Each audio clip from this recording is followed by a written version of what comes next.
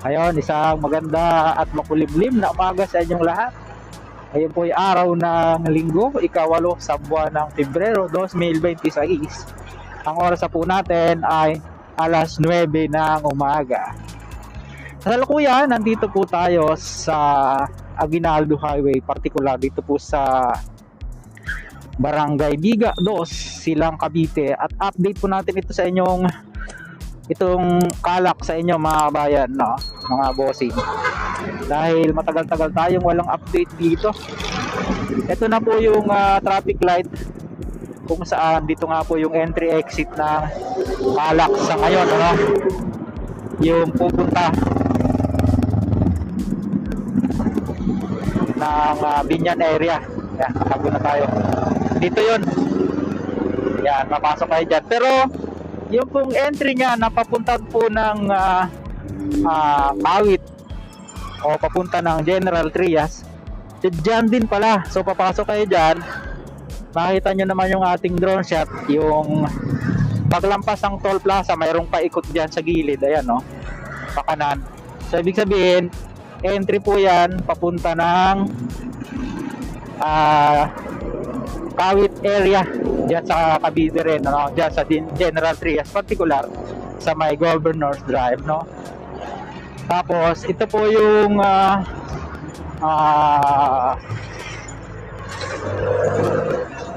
interchange bridge dito sa Aguinaldo Highway. Ayan, matatandaan nyo, medyo matagal-tagal na gawa to.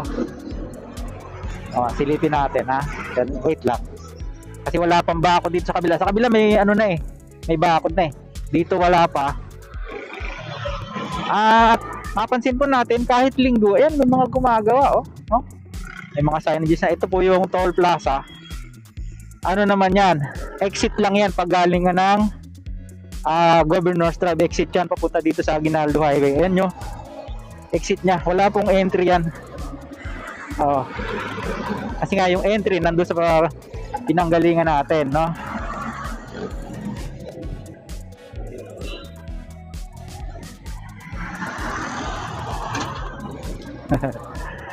Ayan, yan po yung ating basa dito, no? Di lang po natin alam kung magkakaroon din siya, para mayroon din siya ng entry, no? Malaman po natin yan pag ito ay nag-operate. Pero ang tingin po natin, exit lang to. Pag galing ka doon, maliban na lang kung lagay niya ng parang pa-carb, no? Pa-carb. Pero wala.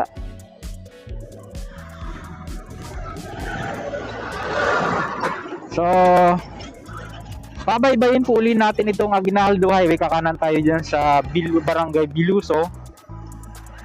Dahil ito pong alignment ng Calax ay papunta po dyan, yung nakita nyo na isinom in natin, papunta po yan yan na po yung tulay dyan sa Barangay Adlas. O tatawid po yan sa dulong bahagi ng lungsod ng Dasmariñas, dyan po sa Barangay Langcandos, bago tumawid ng Barangay Batas. Yung pong nag-uugnay dyan ay yung ilang-ilang bridge, no? Dahil yun lamang po yung ating way para maipakita po sa inyo yung maganda na kabayan. Dahil kung matatandaan nyo, yan po ay dapat last year pa nakatakdang buksan, pero dahil sa mga delay nga, meron po tayong nabasa na yan pong kabuuan niya, yung completion ng kabuuan niya ay itong first half po ng 2026. Resume po tayo pag nandun na tayo sa Barangay Langcandos. Stay tuned.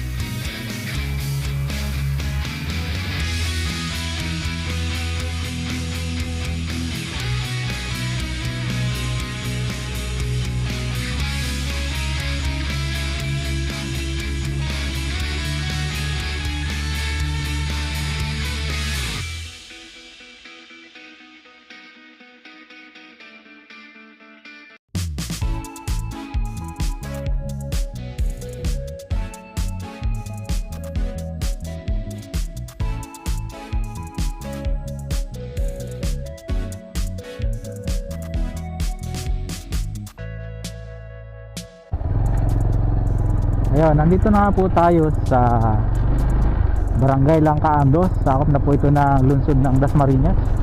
At yung may mga nakatambak na yan, ang likod po niyan ay Calax na, no? Yung mga heavy equipment na yan. Titingnan natin kung yung box tunnel dito ay napapadaanan na, no? Oo, yan na, oh. Dito na dumadaan sa ilalim. Ganda. Pwede na. Galing. Yan, Calax na po yung ibabaw nya. Pwede na pala. Ito naman po yung papunta ng Governor's Drive uli dyan sa Langkaan 1. Pero kung gusto nyo mag shortcut dito sa FCIE, pwede. Galing, no? Oo, diba? Dati dyan tayo dumadaan sa itaas eh. Ngayon pwede na pala. Ang galing.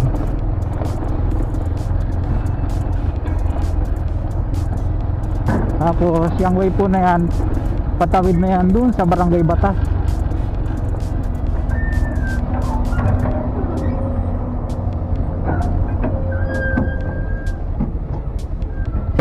Tanong lang natin kung pwede.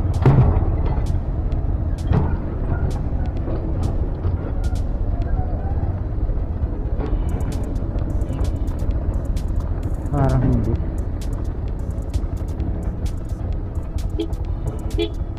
Bossing! Bossing! Pwede kaya dumaan? Pwede kaya dumaan? O, dumaan? Pwede? Salamat po! Pwede pala. Good morning, boss, ha? Hindi ko nga alam eh. Nagtanong ako din eh. Pwede na ha? Pwede na? Oo. Ang galing. Oo. Hindi na ako iikot din eh. Salamat, boss. Okay lang, nakakamera tayo. Shoutout po sa inyo, mga boss. Taga rito kayo? Oo. Saan po? Sa Batas? Sa Langkaan? Good morning po. Hello. Salamat po. Pwede na raw. Ayos. Diba? Ganda. Makita natin dito. Kasi sementado na siya yan, oh. Pero merong pang part na hindi pa ito malalim. Oo. At least, diba? Ito na yung sinasabi ko sa inyo, yung tulay ng ilang-ilang river. So malamang ilang-ilang bridge din yan. Halika mo. Ayan. Ang galing. Ayan, naka-access tayo dito. Pwede na pala patawid doon sa may hanggang ano na tayo, Governor's Drive Monterey, sabi ni Kuya. Sabi ni Bossing. Itong nakahasad na ito, service to ng Calax yan, may nakalagay. Ang galing. Galing. So doon na tayo kukuha ng ano. Alamin po natin yung kung yung overpass bridge dyan eh nadadaanan na, isa yung sa alamin natin, no? Kasi malamang sa malamang nililinis na. Malamang sa malamang hindi tayo makakatuloy mismo doon sa ilalim, no? Kaya kakanan tayo doon sa rough road, yung pinakikita natin sa inyo. Ito na po yung ilang-ilang river. Sa ilalim yan, ilang-ilang river yan. Ito yung tulay, wala pang pangalan. Silipin natin. Uy, may mga tao.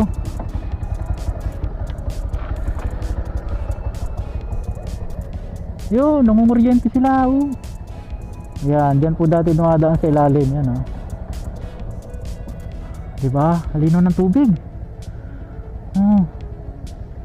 Yun, nangunguryente sila, oh. Tuloy na tayo. Galing.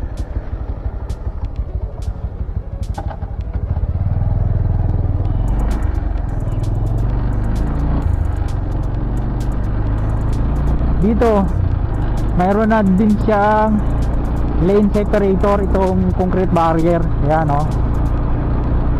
Yung magkabilang lane dyan sa gitna, malamang pipinturahan pa yan. Saka wala siyang pugwang, no, solid. Ganda na rito. Tagal-tagal tayo hindi nakapasok dito. Yay! Oh, at least, di ba, no, bago nabuksan tong Calax, nakadaan yung motor natin. Uli. Oo. Kaya lang itong residential na ito, paano kaya ang access na? Bahala na sila. Kasi dati din yan itong atoy, pupunta sa kabila. Ah, galing. Nasa Barangay Batas na tayo mga kabayan. Patagos na po tayo dun sa sitio. Nakalimutan ko na tuloy yung sitio. Yung dulo doon, palibasa ano eh, huling vlog natin dito parang December pa. Oh, dulas. Grabe. Kala ko mag-i-slide ako.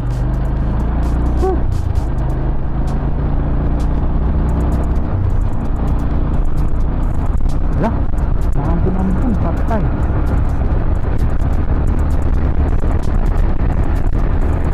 Abangan po natin yung pagbubukas nito mga kabayan, dahil nakita nyo naman sa kabila may ano na eh, may safety fence na sa kabila. Ayan o, siguro lalagyan din yan dito sa kabila.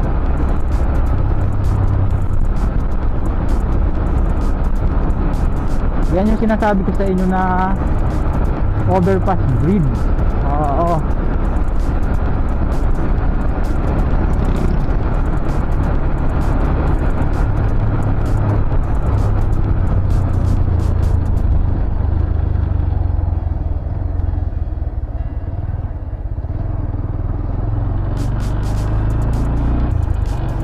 Ginagawa pa, hindi pa pwedeng daanan.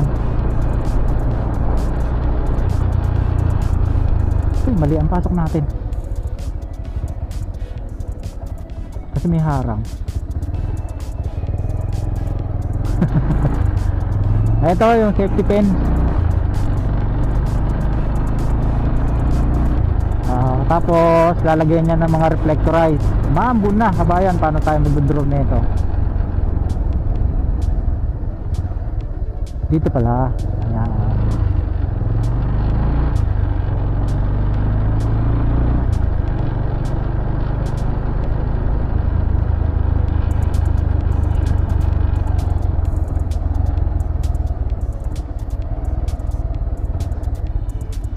Bossing, pwede nang dumaan sa taas, no?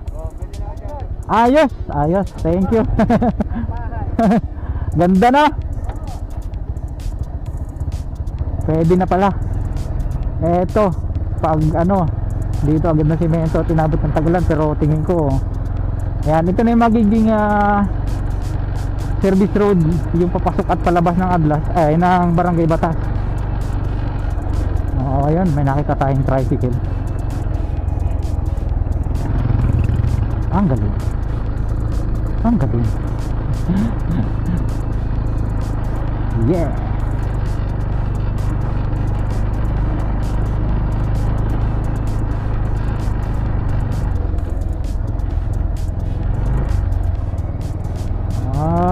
Ang galing. Diba? Palipasin lang natin yung hambon, tapos kuha tayo ng aerial shot, bandera ng konti. So maganda sana kung doon sa tulay eh, no? Thank you amigo. Diba?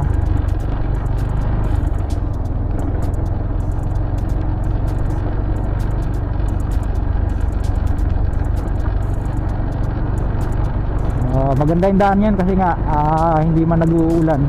Ngayon lang uli kumulimlim eh, kahapon maganda panahon eh. Ito yon, Sitio Kasuyan. Nakalimutan na naman. Okay, kuha tayo ng aerial shot. Here we go.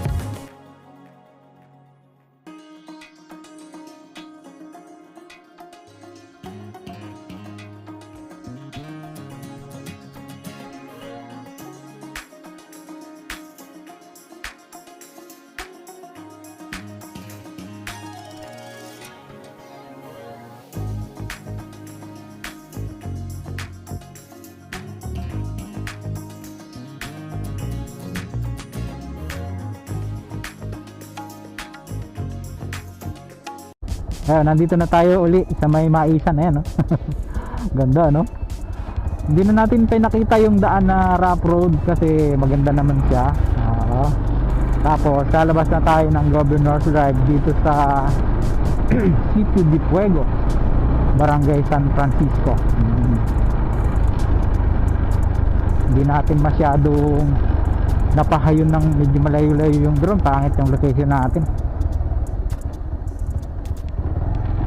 Pero at least nakita natin, no? Okay na. Kapraso na lang. Ang tanong, kailan kaya siya magbubukas? Yan po ang isa nating aabangan.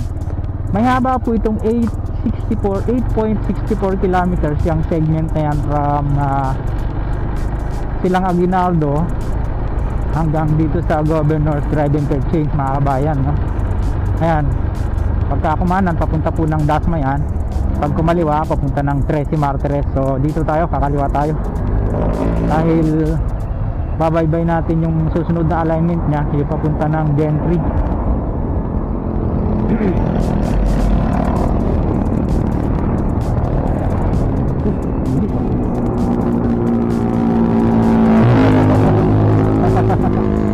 Naglarga ano pa, ang lupit mo talaga, buti. Eto na siya. Ito na yung magiging entry exit niya. At yung sinasabi ko, prohibited on the expressway, pedestrian, 2 and 3 wheel vehicle, dilapidated vehicle, smoke belchers, long and wide loads. No contact apprehension in effect. So magiging kasali pala itong Calax, no, sa no contact apprehension. Ito na yung toll plaza niya. Dito yung entry, sa kabilang exit. Yan. Tapat na tapat lang yan ng Welcome Depot. Tapos dito siya sa ilalim dumaan. Yan, ito na yung natanaw ng drone natin kanina. Pamintado na rin, no? Ayan, no? Manila Governor's Drive. Yan, may mga nakalagay naman informative signage. Tapos kakanan tayo dito sa highway ko. Lagay ko na lang, kalimutan ko na naman pambira.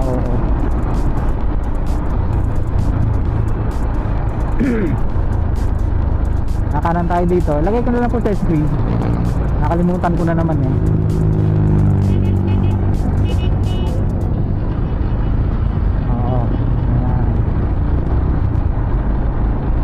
Tayan doon. Tapos dito po nakita natin, di ba, nung nakaraan, ay yung umpisa na uli yung papunta doon sa susunod na segment niya from Governor's Drive naman to Open Canal. Dito siya dadaan sa gilid ng Can Asia. Arnaldo Highway. Ayan. Sensya na po kayo, medyo mahina na ang memorya. Yan, no? Diba? Siguro maganda bago tayo magpaalam ay pasadahan natin sa dyan sa gilid, no? So yan lang po muna yung ating vlog update dito nga sa isang segment ng Calax, yung 8.64 kilometers niya from Aguinaldo to Governor's Drive. Sa mga ilang po na pagawi sa ating munting channel, sana huwag niyong kalimutang mag-like at mag-subscribe, pakipindot po ang notification bell para lagi po kayong updated anytime na mag-upload po tayo ng video. Ito pong muli si Kabayang Alice, lagi nagpapaalala, ingat po tayo, lagi tayong manalangin sa sarangin. Up next po natin, ito nga 9.86 kilometers naman, pinakamahabang segment ng Calax sa kabuuan, yung Governor's Drive to Open Canal. Kita-kits po ulit tayo sa susunod na vlog, God willing. Hasta bye.